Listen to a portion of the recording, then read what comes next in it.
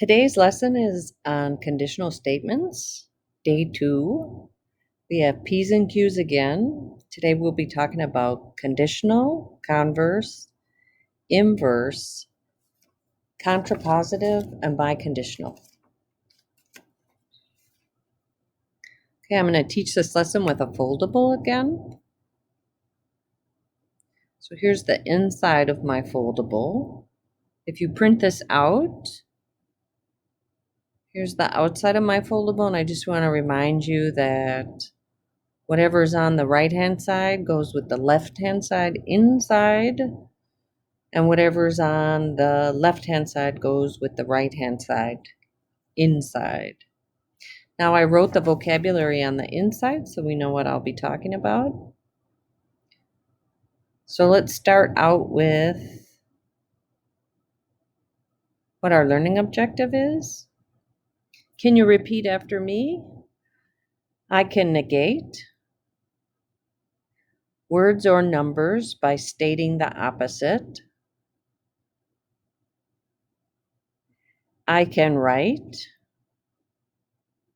the 5 related statements of a conditional by writing in symbols and words. I can determine the truth value of a statement by stating if it is true or false and providing a counterexample for any false statement. I can write definitions by rewriting them as biconditional statements. Good job. I want you to still practice your English even if you're at home and watching this. All right, I'm going to start out with the first one that we're going to talk about, which is negation. Negation means not.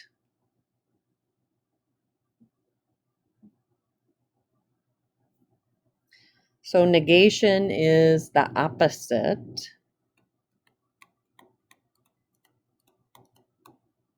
of the original statement.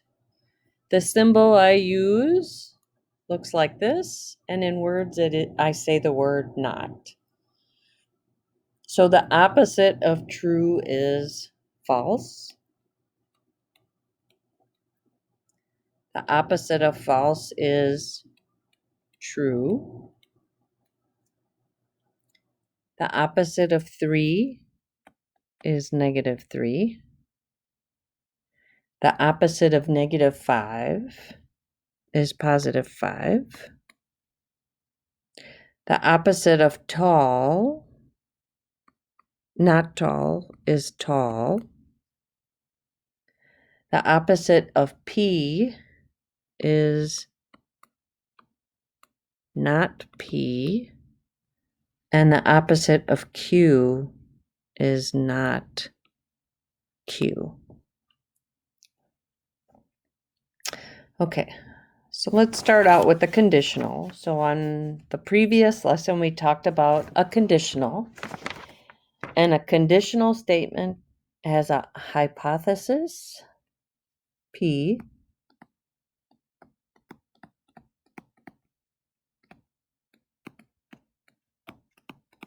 and a conclusion, Q.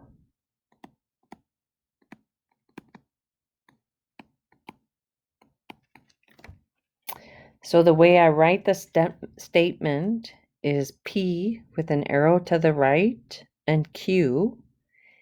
And I say in words, if P, then Q. All right, so let's do an example here. If you are living in Texas, if you live in Irving, then you live in Texas. So the hypothesis is anything after the word if and before the word then. And I label that as P. Anything after the word then is Q, the conclusion. So I want to know, is this true or false? If we live in Texas, if we live in Irving, then we live in Texas.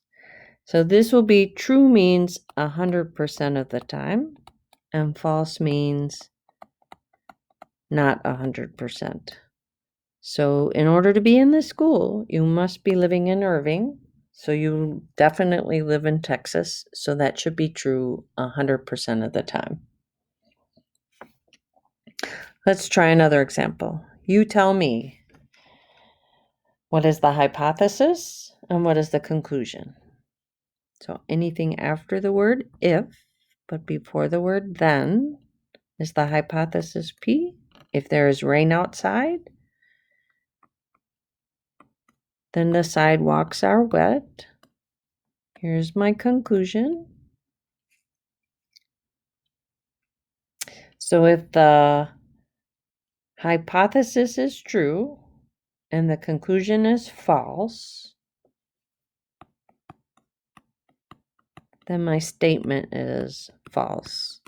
And I can say that because if I am under an umbrella,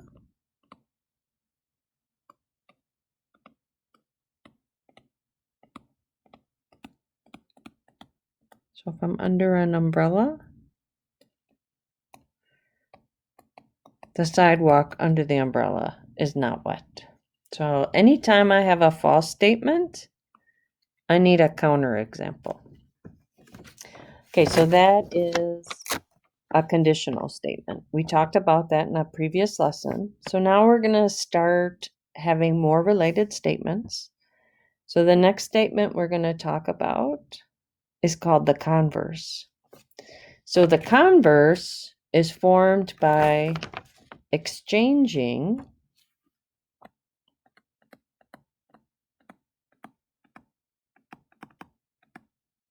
the hypothesis and the conclusion. So I like to show these with arrows. And what am I doing with my thumbs? So I'm going to take the hypothesis and the conclusion and switch places. So I'm going to have Q with an arrow to the right and P. So in words, I would say if Q, then P. Okay, so let's rewrite our statement as the converse. So I'm going to write if you live in Texas,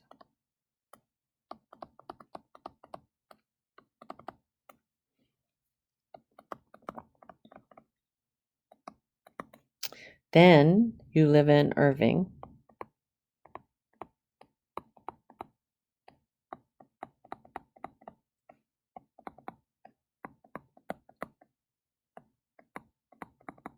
Okay, so I switched the hypothesis and the conclusion. Now again, I want to find out, is this true or false? So if I live in Texas, then I live in Irving. So I'm going to use the example of me. Yes, I live in Texas, so that part is true. But I do not live in Irving. I live in Arlington. So if my first part of my statement is true and the second part is false, then my whole statement is false. And my counterexample is Mrs. Stout, and I live in Irving.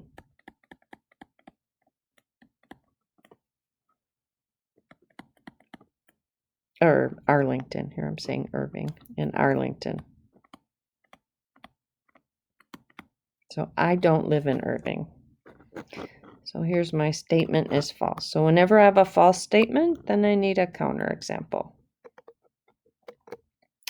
All right, let's try the second one that we did. So I'm going to switch the hypothesis and the conclusion. So if the sidewalks are wet,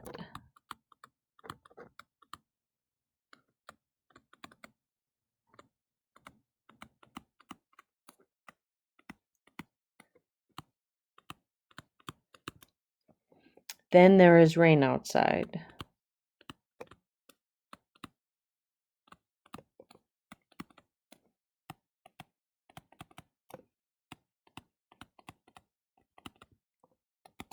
Okay, so I'm always starting with the first part is true. And I'm going to say the second part can be false because I can have the sprinklers are on. So the sidewalk could be wet because the sprinklers are on, not because it's raining. So I'm going to say sprinklers on. Okay. Okay, so that's called the converse, when I switch the hypothesis and the conclusion. Okay, so the next one I want to talk about is called the inverse. Oops, there we go. So the inverse is formed by negating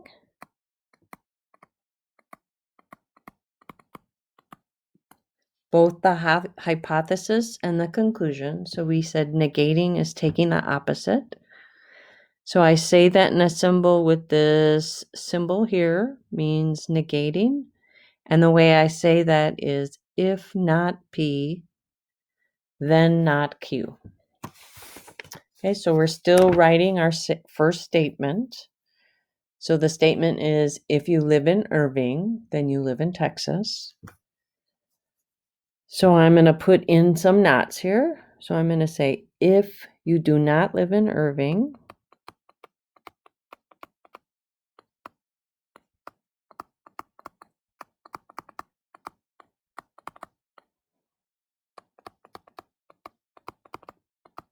so I added the word not, then you do not live in Texas.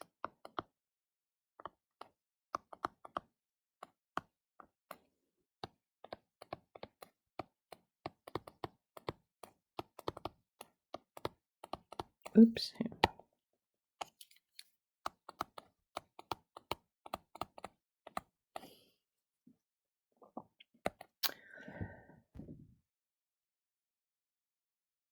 Okay, so I'm going to use the example of me again. So I do not live in Irving, so that part is true. And then the second part says, then you do not live in Texas, and that is false. I do live in Texas. So my whole statement is false.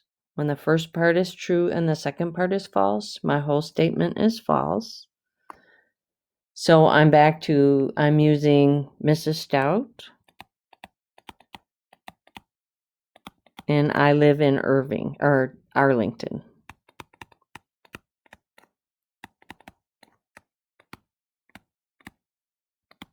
Okay. I'm going to do the second one again. So this is, if there is rain outside, then the sidewalks are wet.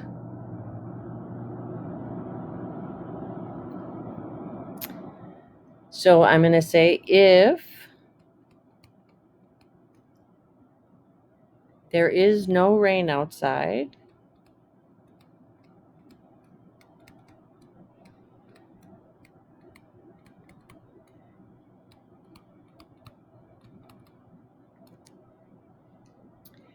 then the sidewalks are not wet.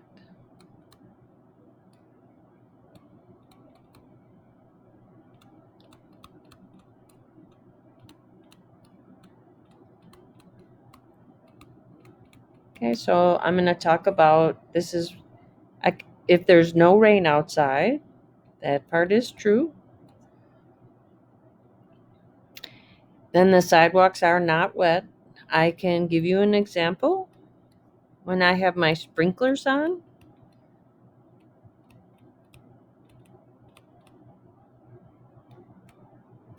the sidewalks are wet and it's not raining outside. So again, this is going to be false.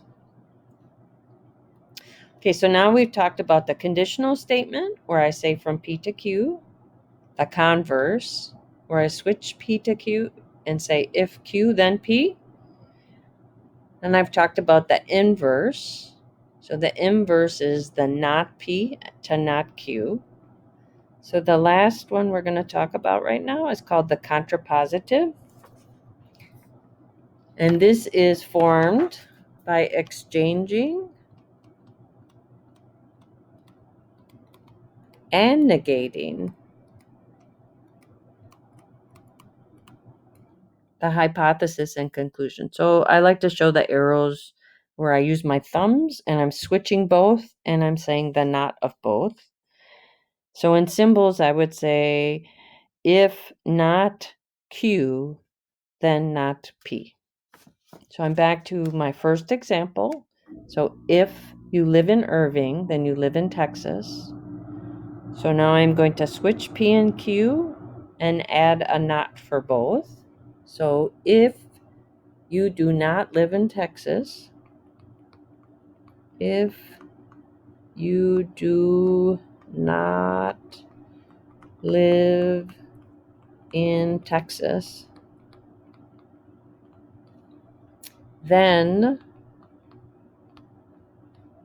you do not live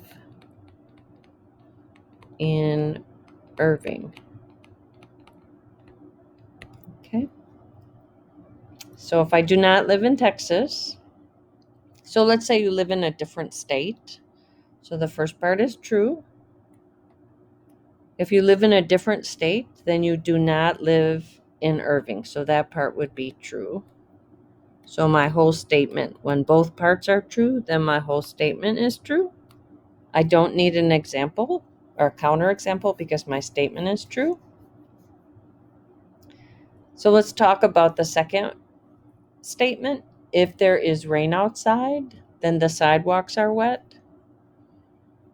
So I'm going to switch the hypothesis and conclusion and take the opposite. If the sidewalks are not wet,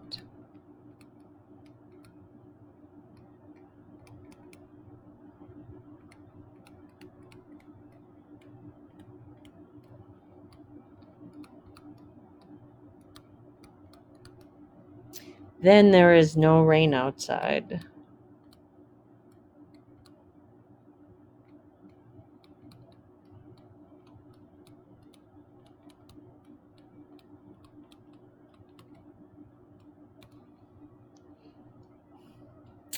Okay, so if the sidewalks are wet, and I'm back to the whole sprinkler thing, then there is no rain outside.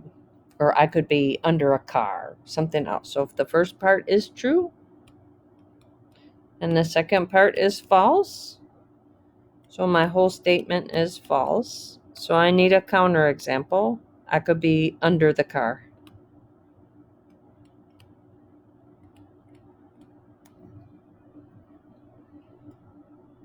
So it could be raining outside. Okay, so the last thing I want to talk about today is what is a logically equivalent statement and biconditionals. Here we go. So logically equivalent statements are, well, I have two pairs that are congruent. So conditional and the contrapositive. The conditional and the contrapositive, these two are always both true or both false together. And the converse and the inverse are always both true or false together. So a biconditional is formed when the conditional,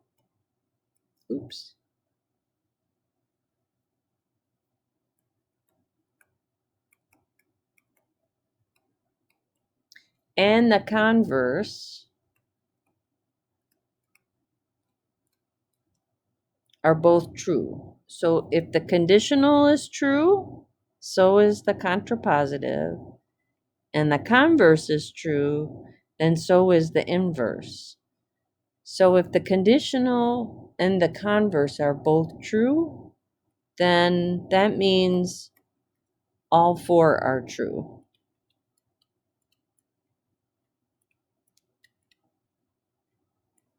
Okay, so these are called the definitions in math. So here's an example. If two lines intersect to form right angles, then they are perpendicular. So to rewrite this as a biconditional, I do not have the words if and I do not have the words then. So I write this, so here is the hypothesis, anything after the word if and before the word then. And the conclusion is anything after the word then. So I start out with, and I don't begin with if, I write two lines intersect.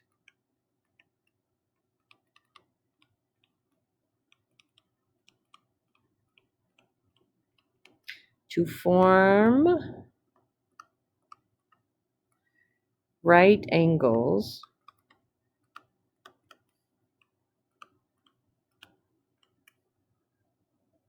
if and only if. So I have these special words that I write in between the hypothesis and conclusion. I write if and only if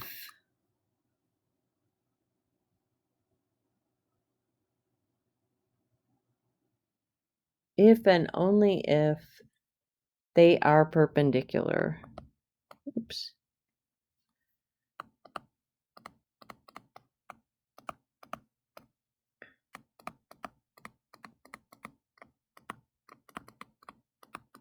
Okay. So a biconditional, I write the hypothesis, then the words if and only if, and then I write the conclusion. There is no if and then for the other statements. And that concludes our lesson for today.